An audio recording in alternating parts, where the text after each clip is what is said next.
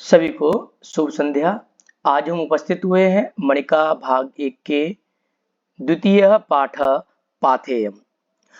तो पाथेयम जो आज हमारा चैप्टर है, ये इसमें 10 श्लोक हैं और उन श्लोकों को हम व्याख्या सहित आज की वीडियो में अध्ययन करेंगे। आइए प्रारंभ करते हैं।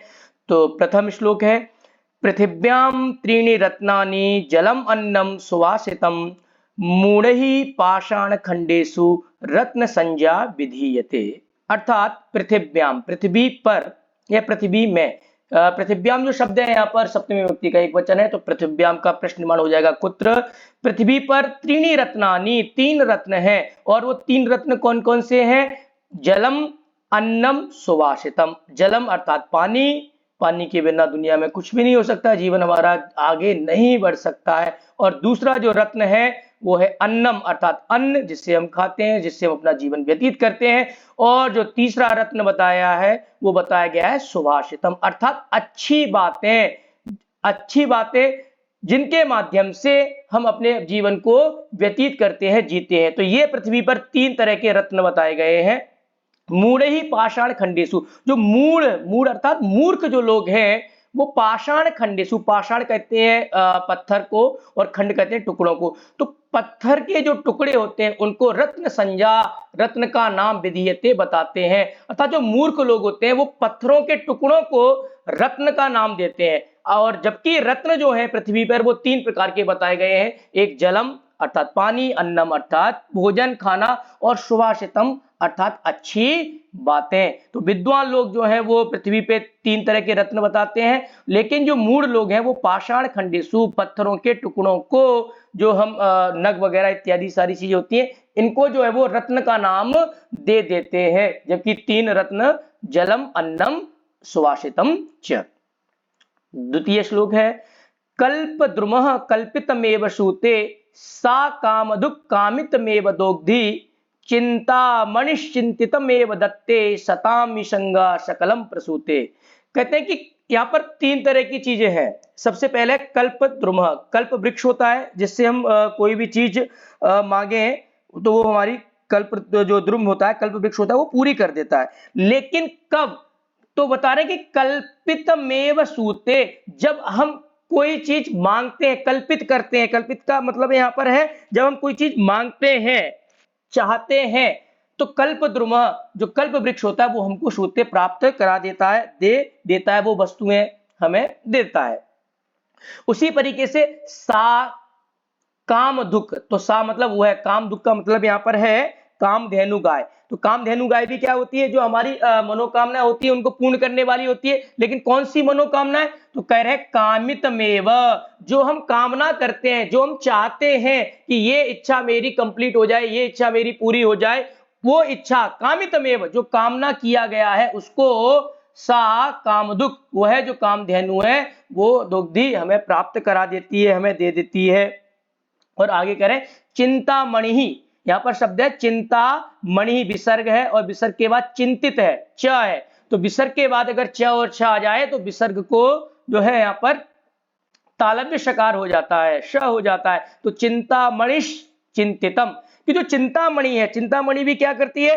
हमारी जो चीजें हम जो चाहते हैं, जो प्राप्त करना चाहते हैं, चिंतामणि भी हमें उसको प्राप्त करा देती है। लेकिन कौन सी चीजें? तो कह रहे हैं चिंतितम एव, जो चीज हम सोचते हैं जिसके बारे में कि भगवान मुझे ये चीज मिल जाए, चिंतामणि से हम कोई चीज प्राप्त करना चाह रहे हैं तो उसके बारे में कोई चीज सोच रहे हैं। जैसे हमने पैसे के बारे में सोचा, हमने विद्या के बारे में सोचा, हमने घर मकान के, तो वो चीज हमें क्या दत्ते प्राप्त हो जाती है, मिल जाती है। लेकिन कब? चिंतितम एव, जब हम सोचते हैं तब। तो तीनों चीजें क्या करते हैं? जैसे कल्प वृक्ष है, वो जब हम उसको कोई चीज प्राप्त मांगते हैं तभी हमें वो चीज प्राप्त होती है। उसी प्रकार कामधेनु जो होती है वो कामितमेव दोग्धि, जब किसी वस्तु को हम चाहते हैं तभी वो हमको दोग्धि प्राप्त कराती है। चिंतामणि भी जब किसी वस्तु के बारे में चिंतितम सोचते हैं तब हमें प्राप्त होती है। परंतु सताम ही संग, सताम सज्जना नाम, षष्ठी विभक्ति बहुवचन है, सताम तो यहाँ पर केशाम इसका प्रश्नमान हो जाएगा। सताम ही संग, सज्जनों का जो संग होता है, साथ होता है, वो कह रहे सकलम प्रसूते, सकलम कहते सब कुछ, सब जो भी चीज आप चाहते हैं नहीं चाहते हैं तब भी आपको प्राप्त हो जाती है। किसके संग से, किसके साथ से? तो कह रहे हैं सताम, सताम अर्थात सज्जनानाम, अच्छे लोगों से साथ रहने से, विद्वानों के साथ रहने से सकलम प्रसूते, सब कुछ आपको प्राप्त हो जाता है। जबकि कल्प वृक्ष क्या करता है? आपको कल्पितमेव सूते, जो आप कल्पित चाह रहे हैं वही प्राप्त कराएगा। सा काम दुख, जो कामधेनु गाय है वो कामितमेव दोग्धी, जो आप किसी चीज की कामना करते हैं वही चीज आपको प्राप्त होगी। और चिंतामणि भी क्या करता है? जो चीज आप चिंतितम, जो चीज सोचते हैं वही दत्ते, वही आपको प्रदान करती है। लेकिन सज्जनों का जो साथ होता है वो आपको सकलम प्रसूते, सब कुछ प्रदान कर देता है। जो आप चाहते हैं, जो नहीं चाहते वो भी आपको, अर्थात सज्जनों का संग हमें करना चाहिए। तृतीय श्लोक देखते हैं। करें गच्छन पिपीलिको याति योजनानाम शतान्यपि अगच्छन व्यंतेयोपि पदम एकम न गच्छति। करे गच्छन चलता हुआ, गम धातु से क्षत्रि प्रत्यय करते हैं तो गच्छन बन जाता है। पिपीलिकः, पिपीलिको यहाँ पर शब्द है, मूल शब्द है पिपीलिको। तो आपको एक ट्रिक बताई है मैंने कि जब भी संस्कृत में किसी शब्द के अंत में यदि ओ आपको नजर आता है तो वहां पर आप क्या जाने कि वो विसर्ग है। विसर्ग को क्या हो जाता है? ओ हो जाता है अधिकतर संधि के हिसाब से। तो यहां पर आप देखेंगे पिपीलिको तो मूल शब्द है, पिपीलकः विसर्ग है। पिपीलकः कहते हैं चीटा। तो जो चीटा होता है, जो चीटी, चीटा चीटा जो भी है, वो गच्छन चाहते हुए जब वो चलता है तो योजनानाम शतान्यपि, सैकड़ों योजन वो जो है याति चल लेता है, पहुंच जाता है। कौन? चीटा। चीटा का मतलब यहां पर क्या कहना चाह रहे हैं कवि कि चीटा जो है धीरे धीरे चलता है, बहुत स्लो स्लो चलता है। लेकिन गच्छन जब वो चलता रहता है, निरंतर चलता रहता है, तो योजनानाम शतान्यपि, शतान्यपि यहां पर संधि है, शतानी प्लस अपि, शतानी अपि अर्थात सैकड़ों को, सैकड़ों योजन जो है वो चल जाता है। कौन? चीटा। छोटा होता है लेकिन गच्छन चलता हुआ धीरे धीरे शनि शनि चलता रहता है, तो वो जो है योजना नाम सैकड़ों योजन प्राप्त कर लेते। उसी जगह अगच्छन बिना चला हुआ, बेंतेयोपी, बेंतेयोपी का मूल शब्द है बेंतेय, विसर्ग के यहाँ पर ओ हो गया है और अवग्रह में कन्वर्ट हो गया है। बेंतेयोपी जो गरुण होता है वो अगच्छन बिना चले पदम एकम न गच्छति, एक कदम भी नहीं चल सकता है। वैसे देखा जाए तो गरुड़ बहुत ऊंची उड़ान भरता है और कई किलोमीटर उड़ सकता है बेंतेय, लेकिन अगच्छन यदि वो एक कदम नहीं चलता है, अगर वो गति नहीं करता है, मेहनत परिश्रम नहीं करता है, तो पदम एकम, एकम पदम न गच्छति, एक कदम भी नहीं आगे बढ़ सकता है। तो हमें इस श्लोक से ये सीख मिल रही है कि जो चीटा होता है छोटा होता है लेकिन वो निरंतर चलता रहता है, निरंतर परिश्रम करता रहता है, तो एक ना एक दिन अपना जो लक्ष्य होता है उसको प्राप्त कर लेता है। उसी जगह बेंतेय अर्थात जो गरुण होता है, वैसे तो उसकी गति बहुत तेज होती है, कई किलोमीटर उड़ के पार कर सकता है, लेकिन अगच्छन यदि वो कोई गति नहीं करता है, अगर वो नहीं चलता है, परिश्रम नहीं करता है, तो एकम पदम अपि न गच्छति, वो एक कदम भी आगे नहीं बढ़ सकता। इसलिए हमें अपने जीवन में चींटी की तरह धीरे धीरे धीरे धीरे धीरे जो आपका लक्ष्य आपने निर्धारित किया है उसकी तरफ हमें आगे बढ़ना चाहिए। चौथा श्लोक देखेंगे। शोको नाशयते धैर्यम, शोको नाशयते श्रुतम, शोको नाशयते सर्वम, नास्ति शोक समो रिपुः। शोक, शोक का मतलब होता है किसी के बारे में अधिक सोचना, शोक करना। तो ये जो शोक चीज होती है, चिंता जो होता है, संताप, चिंता कहते हैं, चिंता जो होती है चिता होती है। जो चिंता होती है वो क्या कर देती है? नाशयते, नष्ट कर देती है धैर्य। व्यक्ति के अंदर जो पेशेंस होता है वो चिंता उसे क्या कर देती है? नष्ट कर देती है। और कह रहे हैं शोको, शोको यहां पर देखिए शोको शब्द है, शोको को मूल शब्द है शोकः, विसर्ग को क्या हो गया है? ओ, उत्तु संधि से। तो शोक जो है, संताप जो है अर्थात सोचना, अधिक सोचना, चिंता करना, वो क्या कर देता है? नाशयते, नष्ट कर देता है। किस चीज को? श्रुतम, श्रुतम मतलब जो भी चीजें आपने सीखी है जीवन में, जितना भी शास्त्रों का ज्ञान आपने सीखा है अपने जीवन में, उसको शोक अर्थात जो चिंता है उसका नाशयते, नष्ट कर देती है। और आगे कह रहे हैं शोको नाशयते सर्वम, चिंता जो है नाशयते, नष्ट कर देती है, सर्वम मतलब सब कुछ, चिंता आपका सब कुछ नष्ट कर देती है। और आगे कह रहे हैं नास्ति, तो अलग करेंगे, ना प्लस अस्ति दीर्घ संधि हो गई है, नहीं है शोक समो रिपुः, रिपु कहते हैं शत्रु को, कि चिंता के समान इस दुनिया में और कोई भी रिपु कहते हैं शत्रु नहीं है। क्यों? क्योंकि ये सबसे बड़ा शत्रु है, क्योंकि ये क्या कर देता है, आपके पेशेंस को नष्ट कर देता है, आपका सुरतम जो कुछ भी आपने पढ़ा लिखा है, शास्त्रों को पढ़ा है, उसको नष्ट कर देता है चिंता। और चिंता सर्वम नाशयते, सब कुछ नष्ट कर देती है चिंता। इसलिए चिंता से बड़ा इस दुनिया में कोई भी शत्रु नहीं है। इसलिए हमें अपने जीवन में चिंता से अपने आप को मुक्त कर देना चाहिए, अर्थात चिंता नहीं करनी चाहिए। अगला श्लोक में गौरवं प्राप्यते दानात् न तो वित्तस्य संचयात् स्थितिर उच्चै पयोदानां पयोधीनां अधः स्थिति। कहते गौरवम प्राप्यते दानात्। गौरव, गौरव का मतलब होता है बड़प्पन, महत्व। आप किसी भी दुनिया में आप अपने आप का जो महत्व है, बड़प्पन है, कब प्राप्त करेंगे? दानात्, जब आप कभी कोई चीज दान करेंगे।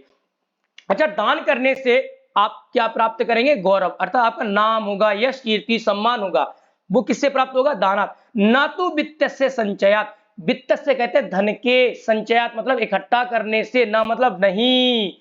पैसे को इकट्ठा करने से कभी भी आप मान सम्मान प्राप्त नहीं कर सकते हैं। मान सम्मान, जो गौरव होता है, वो आपको हमेशा दानात् प्राप्यते, दान करने से ही प्राप्त होगा, कभी भी धन को इकट्ठा करने से नहीं होगा। और कितना सुंदर उदाहरण दिया है, देखिए, करे पयोदानाम, पयोदाह शब्द होता है जिसका अर्थ होता है बादल। तो पयोदानाम, बादलों की केशाम, इसका प्रश्नवान बन जाएगा, स्थिति ही, कंडीशन कहते हैं उच्च ही। बादलों की स्थिति हमेशा ऊंची रहती है। क्यों रहती है? क्योंकि बादल हमेशा क्या करते हैं, पानी को दूसरों को दान करते हैं, पानी लाते हैं और नीचे जो है धरती पे वर्षा देते हैं, कभी भी अपने पास पानी को नहीं रखते। इसलिए पयोदाना, जो बादल होते हैं, उनकी स्थिति, कंडीशन हमेशा उच्च ही, ऊंची होती है, क्योंकि वो क्या कर रहे हैं, दान कर रहे हैं। और उसी तरह विपरीत स्थिति में देखेंगे पयोधीनाम, पयोधीनाम का मतलब होता है जो समुद्र होता है, उसकी स्थिति क्या होती है, अधा, अधा कहते हैं नीचे। क्यों? क्योंकि समुद्र क्या करता है, पानी का संचय करता जाता है, इकट्ठा करता जाता है, और जो धन को इकट्ठा करते हैं वो गौरव प्राप्त नहीं करते हैं, उनका मान सम्मान नहीं बढ़ता है। मान सम्मान कब प्राप्त होता है? दाना, दान करने से। कैसे? जैसे बादल क्या करते हैं, पानी को दान कर देते हैं, इसलिए बादल हमेशा ऊंचाई पर रहते हैं और उनकी स्थिति ऊंची रहती है। और उसी तरीके से जो समुद्र होता है, पयोधीनाम, पयोधीनाम मतलब समुद्रों की स्थिति जो होती है वो अधा, वो हमेशा नीचे ही रहते हैं। क्यों? क्योंकि वो हमेशा अपने पूरे जीवन में पानी को इकट्ठा करते रहते हैं। इसीलिए हमें क्या करना चाहिए, अपने जीवन में अधिक से अधिक दान करना चाहिए। दान में केवल धन का दान नहीं होता है, विद्या का दान, वस्त्र दान, हर तरीके के दान होते हैं। तो हमें जीवन में दान करना चाहिए। अगला श्लोक देखते हैं, सद्भिस्तु लीलया प्रोक्तम शिला लिखितम अक्षरम असद्भि सपते नापि जले लिखितम अक्षरम। कह रहे सद्भिस्तु, यहां पर संधि है, मूल शब्द है सद्भि, विसर्ग और विसर्ग के बाद है तू त, तो विसर्ग के बाद त और थ आ जाए तो वहां पर हो जाता है दंत्य स, जिसे आप सब्जी वाला स बोलते हैं। तो देखिए सद्भि प्लस तू, तो सद्भिस्तु। तो सद्भि, सद्भि का मतलब होता है जो सज्जन लोग होते हैं वो क्या करते हैं, लीलया प्रोक्तम। लीलया का मतलब यहां पर होता है सरलता से, अर्थात आसानी से, अर्थात मजाक मजाक में, प्रोक्तम मतलब कह दिया, प्र प्लस उक्तम, प्रोक्तम गुण संधि हुई है यहां पर। तो सज्जनों ने, विद्वान लोगों ने, अच्छे लोगों ने लीलया, मजाक मजाक में, आसान तरीके से, प्रोक्तम जो बोल दिया, जो कुछ भी उनके मुंह से निकल गया, तो समझिए वो क्या हो गया, शिला लिखितम अक्षरम। शिला कहते हैं पत्थर को, लिखितम मतलब लिखा हुआ, अक्षरम मतलब बात।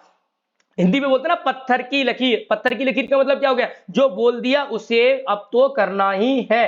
तो यहां पर क्या कहना चाह रहे हैं कवि, कि जो विद्वान लोग होते हैं वो लीलया प्रोक्तम, जो मजाक में भी, या कह सकते हैं सरलता से, आसानी से भी कोई यदि वक्त बोल दी, प्रोक्तम मतलब कह दिया, वो मानो क्या हो गई, शिला लिखितम अक्षरम, मानो पत्थर की लकीर हो गई। अर्थात उन्होंने मजाक में बोला है लेकिन उस काम को 100% पूरा करेंगे। कौन? सद्भिस्तु, जो सज्जन लोग होते हैं। और उसके विपरीत असद्भि, असद्भि का मतलब होता है जो सज्जन नहीं है, अर्थात दुर्जन व्यक्ति। दुर्जन व्यक्ति क्या करता है, शपथे नापी, शपथ, शपथ का मतलब होता है कि आपने कोई शपथ ग्रहण की कि मैं ये कार्य करूंगा, अर्थात आपने प्रॉमिस कर दिया।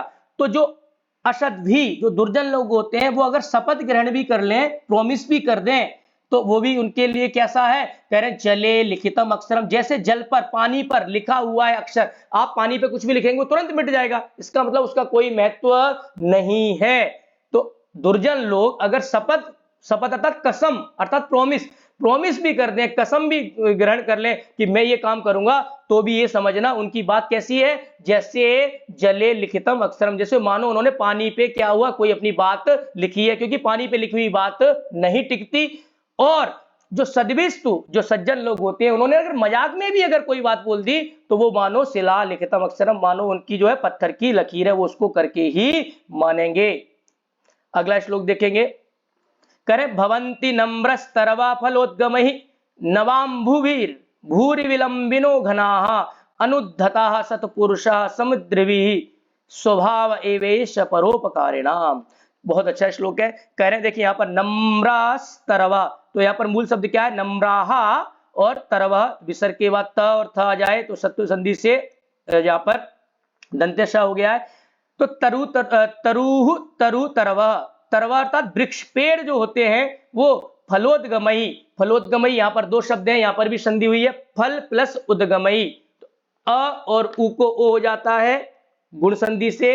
तो फलों के उद्गम अर्थात आ जाने पर, जब पेड़ पर फल आ जाते हैं तो वो क्या हो जाते हैं? कह रहे हैं नम्राहा भवंती, नम्र हो जाते हैं, झुक जाते हैं। जब पेड़ों पर फल आते हैं तो पेड़ क्या हो जाते हैं? झुक जाते हैं। और आगे कह रहे हैं देखिए घना शब्द है यहाँ पर, घना, घना का मतलब है मेघाहा, बादल। और जब बादलों के अंदर नव अंबु, नव मतलब कहते हैं नया, और अंबु कहते हैं पानी को, और अंबु भी तृतीय व्यक्ति का बहुवचन है, नया पानी से भूरि विलंबिनो घनहा, घन कहते हैं जो बादल होते हैं, जब उनके अंदर नया पानी आता है तो वो क्या होते हैं? भूरि, बहुत ज्यादा, विलंबिना का मतलब यहाँ पर कहना चाह रहे हैं कि बहुत ज्यादा झुक जाते हैं, लटक जाते हैं। जब बादलों के अंदर पानी भरता है तो बादल कैसे लगते हैं? आपने कभी देखा होगा, कभी पहाड़ों पे जाएंगे ऐसा लगेगा कि पहाड़ बहुत नजदीक है हमारे, तो वो क्या है? वो ऐसा लगता है कि मानो वो पहाड़, जो बादल है वो झुक गए हैं। लेकिन कब झुक गए? जब उनके अंदर पानी भर जाता है। जैसे पेड़ों के अंदर फल लगते हैं तो विनम्र हो जाते हैं, झुक जाते हैं, उसी तरीके से जो बादल होते हैं उनके अंदर जब नया पानी भरता है तो भूरी विलंबिनो, बहुत ज्यादा वो नीचे लटक जाते हैं। और कह रहे हैं अनुद्धता सत्पुरुषा समृद्धि भी, सत्पुरुषा सज्जन लोग, सज्जन लोग क्या करते हैं? जब समृद्धि भी, समृद्धि भी का मतलब है जब उनके पास पैसा आता है, जब वो संपन्न हो जाते हैं, तो जब अच्छे लोगों के पास बहुत सारा जब पैसा आता है तो वो कह रहे हैं कि वो क्या हो जाते हैं? उनकी कंडीशन कैसी हो जाती है? कह रहे अनुद्धतः, वो बहुत ज्यादा विनम्र हो जाते हैं, सज्जन हो जाते हैं। कब? जब उनके पास बहुत सारा पैसा आता है। तो ये तीनों चीजों में एक चीज कॉमन है कि सब क्या हो रहे हैं? विनम्र हो रहे हैं, नम्र हो रहे हैं। पेड़ कब होते हैं? जब उनके ऊपर फल आते हैं। बादल कब विनम्र होते हैं, कब नीचे आ जाते हैं? जब उनके अंदर नया पानी आ जाता है या पानी से भर जाते हैं। और जो सत्पुरुषाः, सज्जन लोग होते हैं, वो अनुद्धतः, विनम्र हो जाते हैं, नम्र हो जाते हैं। कब? समृद्धि भी, जब उनके पास पैसा आ जाता है, धन आ जाता है। और आगे कह रहे हैं स्वभाव, स्वभाव कहते हैं नेचर, ए मतलब ही, ऐसा मतलब यह, परोपकारिणाम, जो परोपकारी लोग होते हैं उनका तो ये क्या है? स्वभाव है, नेचर है। क्या नेचर है? कि वो विनम्र हो जाते हैं, झुक जाते हैं। तो ये सब तीनों उदाहरणों से बताया गया है कि परोपकारी जो होते हैं उनका स्वभाव क्या होता है? विनम्र हो जाना, झुक जाना। परोपकारी नाम जो है षष्ठी विभक्ति बहुवचन शब्द है, तो इसका प्रश्न निर्माण हो जाएगा केशाम।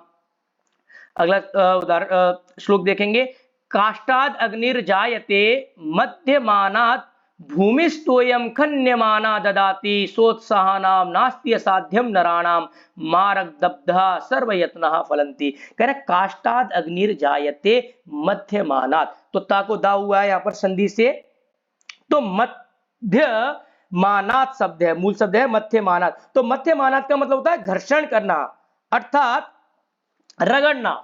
तो जब आप काष्ठाद, काष्ठ कहते हैं अग्नि, लकड़ी को, जब आप लकड़ी को मध्य मानात बहुत ज्यादा रगड़ेंगे, आपस में घर्षण करेंगे, तो उससे क्या होगी? अग्निर्जायते, तो मूल शब्द है अग्नि, अग्नि जायते, पैदा हो जाती है। जब आप लकड़ी को घर्षण करेंगे, बहुत ज्यादा रगड़ेंगे, तो उससे क्या होगा? अग्नि जायते, अग्नि पैदा हो जाती है। और आगे क्या करें? खन्यमाना, खोदने पर, किसको? भूमि, तो भूमिस्तोयम, तो विसर्ग का जो है स हो गया सत्व संधि से। जब आप भूमि को क्या करेंगे, खन्यमाना, बहुत ज्यादा खोदेंगे, तो वो क्या ददाती, देती है, क्या, तोयम। तोयम का मतलब होता है पानी। जब आप बहुत ज्यादा भूमि को खोदते जाएंगे, खोदते जाएंगे, खोदते जाएंगे, तो एक समय आएगा कि आप जो है वो वहां से पानी निकलने लगेगा। तो कहने के मतलब ये है कि जब आप भूमि को अत्यधिक खोदेंगे तो वो क्या करेगी, तोयम ददाती, आपको जल देगी। और मध्यमानात काष्ठाद अग्निर्जायते, जब आप लकड़ी को घर्षण करेंगे या रगड़ेंगे तो उससे अग्नि पैदा होगी। और तीसरी लाइन में क्या कर रहे हैं कि स उत्साह नाम, स और उत्साह नाम में स में आ और उत्साह का उ, आ और उ को ओ हो गया है गुण संधि से। जो उत्साहित लोग होते हैं, उत्साह से भरे लोग होते हैं, नराणाम मतलब मनुष्य, उनके लिए नास्ति असाध्यम, यहाँ पर दो संधि है, ना प्लस अस्ति, नास्ति दीर्घ संधि, और नास्ति प्लस असाध्यम। नास्ति मतलब नहीं है, असाध्यम, असाध्यम का मतलब है जिसको वो कोई काम को कर न सके। कोई भी ऐसा काम नहीं है। किन मनुष्यों के लिए, जो उत्साहित होते हैं, किसी काम को करने के लिए बहुत ज्यादा उत्साहित होते हैं, ऐसे लोगों के लिए, जो उत्साह से भरे हुए ऐसे मनुष्यों के लिए नास्ति नहीं है, असाध्यम, कोई भी कार्य ऐसा नहीं है जिसको वो कर ना सके। तो ये सारी चीजें क्यों होती है, तो कह रहे मार्गध फल सर्व यत्न फलंती। जब मनुष्य क्या करता है, मार्ग को आरंभ स्टार्ट कर देता है, जो आपने सोचा है कि मुझे ये बनना है, ये करना है, उस चीज को आप जब शुरू कर देते हैं तो सर्व यत्न, जितने भी यत्न होते हैं, जितने भी परिश्रम होते हैं, वो सब क्या हो जाते हैं, वो फलंती, फल जाते हैं। आपने जितने भी प्रयास किए होते हैं वो फल जाते हैं। बस आपको क्या करना है, जो आपने विचार किया है उस पे आपको जीवन में आगे बढ़ जाना है बस।